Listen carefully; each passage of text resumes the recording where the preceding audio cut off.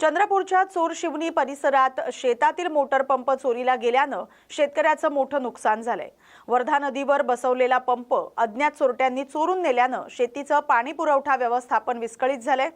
पंपाअभावी पिकांना वेळेवर पाणी देता आलं नाही, परिणामी काही पिकांचं नुकसान झालं असून शेतकरी आर्थिक अडचणीत सापडलाय। या प्रकरणी चंद्रपूर शहर पोलीस ठाण्यात तक्रार दाखल करण्यात आली। पोलिसांकडून अधिक तपास सुरू आहे। सर, माझा मोटार पंप ह्याच नदीतून चोरून नेलेला आहे आणि 16 मार्चला मध्यरात्री आणि मी सिटी पोलीस स्टेशनला तक्रार वगैरे दिलेली आहे आणि त्याचा पोलीस लोकांनी पंचनामा वगैरे केला, पण अजून पंपाचा काही विल्हेवाट किंवा मिळाला असा नाही। माझा पंप अजून मिळालेला नाही, त्याच्यामुळे माझ्या शेतीचे खूप काही नुकसान झालेले आहे। म्हणून आता माझ्यावर पंप घेण्याची काही नवीन पंप घेण्याची सुद्धा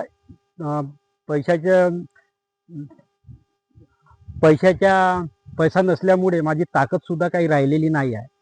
म्हणून आता मी पंप जेव्हा पैसा माझ्याकडे जमन त्यावेळी मी हे पंप घेईन। तेपर्यंत माझं शेतातील पूर्ण भाजीपाला वगैरे सर्व सुकलेल्या अवस्थेमध्ये आहे। म्हणून आता करायचं का, तोच माझ्यासमोर माझ्यासमोर खूप विचार पडलेला आहे। आसामचे मुख्यमंत्री आणि भाजप नेते हिमंत बिस्वा शर्मा यांनी राहुल गांधी तसंच मल्लिकार्जुन खरगे यांच्याबद्दल केलेल्या कथित अपशब्दांच्या निषेधार्थ युवक काँग्रेसच्या कार्यकर्त्यांनी अमरावतीत निषेध आंदोलन केलंय। शहरातील काँग्रेस भवनासमोर कार्यकर्त्यांनी जोरदार घोषणाबाजी करत हिमंत शर्मा यांच्या प्रतिमेचे पोस्टरला जोडे मारून जाळले। यावेळी भाजप आणि आरएसएस यांच्या विरोधात जोरदार घोषणाबाजी करण्यात आली। काँग्रेस नेत्यांचा अपमान सहन केला जाणार नाही अशा घोषणा देत संताप व्यक्त करण्यात आलाय। युवक काँग्रेसच्या पदाधिकाऱ्यांनी सांगितले की देशातील वरिष्ठ नेत्यांविषयी अशा प्रकारची भाषा वापरणं हे अत्यंत निंदनीय बाब आहे। लोकशाहीत मतभेद असू शकतात, मात्र वैयक्तिक टीका आणि अपमानास्पद वक्तव्य योग्य नाहीत। दरम्यान संबंधित नेत्यांनी तात्काळ माफी मागावी, अन्यथा राज्यभर आंदोलन तीव्र करण्याचा इशारा युवक काँग्रेसतर्फे देण्यात आलाय।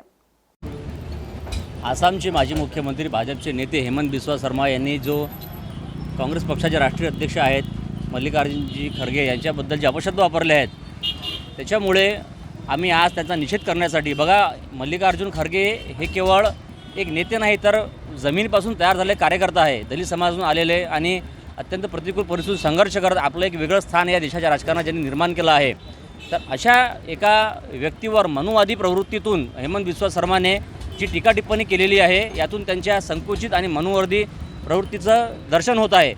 ही प्रवृत्ती ठेचून काढण्यासाठी आमचे राहुलजी गांधी संपूर्ण देशात रान पेटवत आहे आणि त्याचाच एक भाग म्हणून आज त्या हेमंत बिस्वा शर्माचा, त्या मनुवादी व्यक्तीचा निषेध करण्यासाठी आज आम्ही अमरावती शहर व अमरावती ग्रामीण जिल्हा युवक काँग्रेसतर्फे त्याचा इथे पुतळा जाळलेला आहे, त्याच्या पोस्टरला चपला मारलेल्या आहेत, त्याच्याविरुद्ध तीव्र घोषणाबाजी केलेली आहे आणि या निमित्तानं आम्ही त्या हेमंत बिस्वा शर्माच्या माध्यमातून ही मनुवादी प्रवृत्ती आपल्या मनात बाळगणाऱ्या प्रत्येक त्या भाजप नेत्याला आम्ही इशारा देऊ इच्छितो की यानंतर जर आमच्या नेत्यांवर या पद्धतीची टीका टिप्पणी केली तर त्यांचा आम्ही तीव्र निषेध करू। आसामचे मुख्यमंत्री, माजी मुख्यमंत्री यांनी आमचे काँग्रेसचे राष्ट्रीय अध्यक्ष मल्लिकार्जुन खरगे साहेब यांच्याबद्दल अपशब्द वापरले, काँग्रेस पक्षाबद्दल अपशब्द वापरले।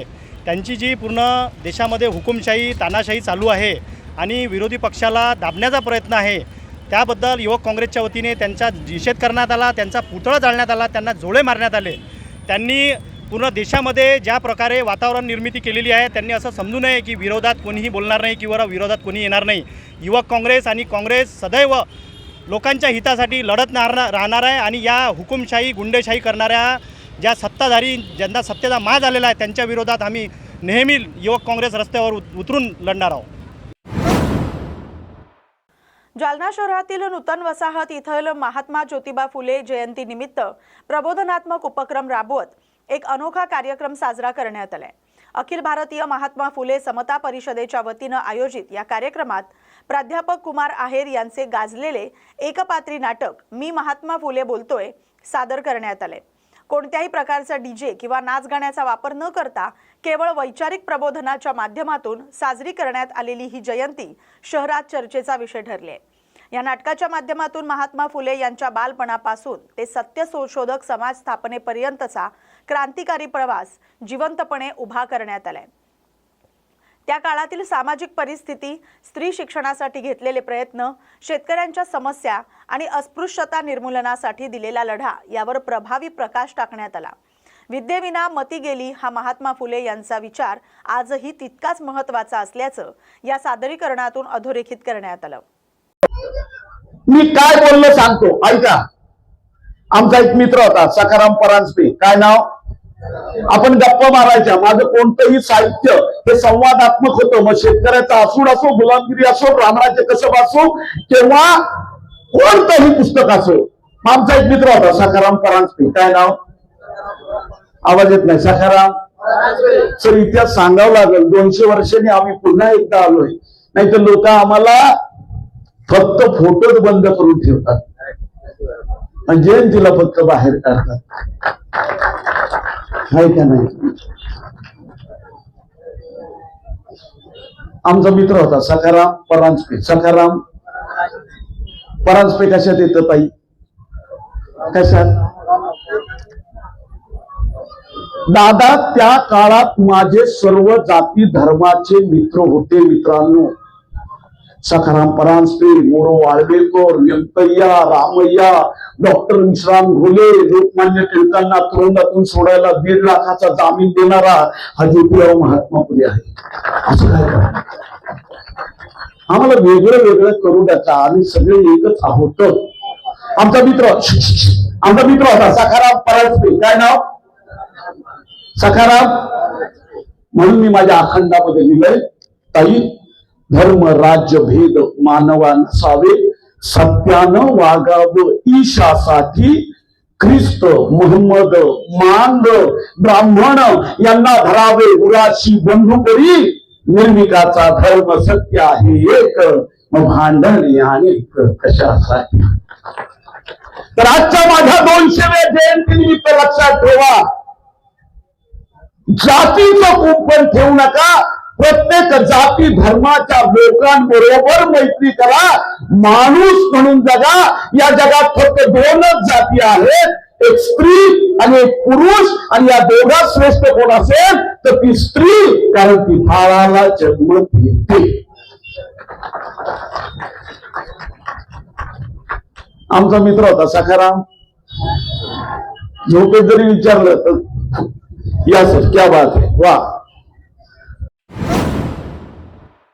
लोकसभा आणि विधानसभा मतदारसंघांची पुनर्रचना 2029 मध्ये होणार असल्याच्या पार्श्वभूमीवर धनगर समाजानं आतापासूनच संघटनात्मक आणि राजकीय तयारीला लागावं असं आवाहन गोपीचंद पडळकर यांनी केलंय। फक्त भाषणं करून किंवा सोशल मीडियावर सक्रिय राहून चालणार नाही, तर प्रत्यक्ष लोकांमध्ये जाऊन काम, संघर्ष आणि मतांचा मजबूत पाया उभारणं गरजेचं असल्याचं त्यांनी स्पष्ट केलंय। बारामती निवडणुकीबाबत बोलताना त्यांनी ही निवडणूक केवळ औपचारिकता उरल्याचं मत व्यक्त केलंय। सुनेत्रा पवार यांच्या विजयाबाबत मोठा फरक पडेल असा ठाम माहोल नसल्याचंही त्यांनी नमूद केलंय। तसंच सुनेत्रा पवार यांच्याबाबत कथित तक्रारीच्या मुद्द्यांवर त्यांनी अनभिज्ञता दर्शवली, याबाबत पोलीस चौकशी करतील असं ते म्हणालेत। चांदवड इथं पुण्यश्लोक अहिल्यादेवी होळकर त्रिशताब्दी जन्मोत्सव सोहळ्यानिमित्त आयोजित करण्यात आलेल्या 6व्या राष्ट्रीय आदिवासी धनगर साहित्य संमेलनानंतर त्यांनी माध्यमांशी संवाद साधला। आमदारांची संख्या कमी आहे, लोकसंख्येप्रमाणे आमचा टक्का नाही, आणि सातत्यानं प्रत्येक कुठेही समाजाचा कार्यक्रम असला तर लोकांचं म्हणणं असतं की 1.5 कोटी समाज, मग आमदार कुठं आहेत। तर आता नुसतं बोलून चालणार नाही ना, तुम्हाला काम करावं लागेल। आता योगायोगानं मतदारसंघाची पुनर्रचना 2029 ला होतीये, तर तुम्ही तशा पद्धतीनं तयारी करा। ज्यांना आमदार व्हायचं आहे, ज्यांना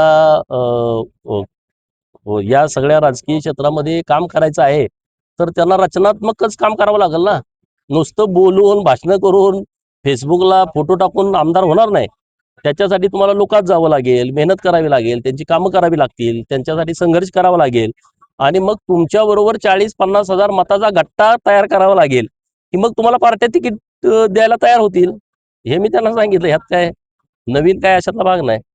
मला सकाळी नाशिकमध्ये आपले पत्रकार मित्र या विषयावरती बोलले। आता मला या विषयाची माहिती नाही, परंतु जर पत्र दिलं असेल तर पोलीस त्याची तपासणी करतील ना। कोणी नवी पत्र दिलंय, नावानं दिलंय, नंबर टाकून दिलंय, हे आता पोलीस तपास त्या सगळ्या विषयामध्ये करतील। बघा आता त्या निवडणुकीमध्ये फक्त औपचारिकता राहिली आहे. आता ही फक्त निवडणुकीची तारीख होणं आणि मतदान होणं. आता ते अपक्ष म्हणजे काही प्रभाव आहे अशी काही लोक निवडणुकीत त्यांच्या विरोधात नाहीत. त्यामुळे ती निवडणुकीची फक्त औपचारिकता बाकी आहे. सुनेत्रा वहिनी निवडणूक लढवत आहेत तर त्या 100% चांगल्या फरकाने विजयी होतील. या बातमीसोबतच महाराष्ट्र बुलेटिनमध्ये इथेच थांबतोय. अशाच महत्त्वाच्या बातम्यांसाठी पाहत राहा न्यूज मराठी 24/7. नवा भारत, नवा विचार.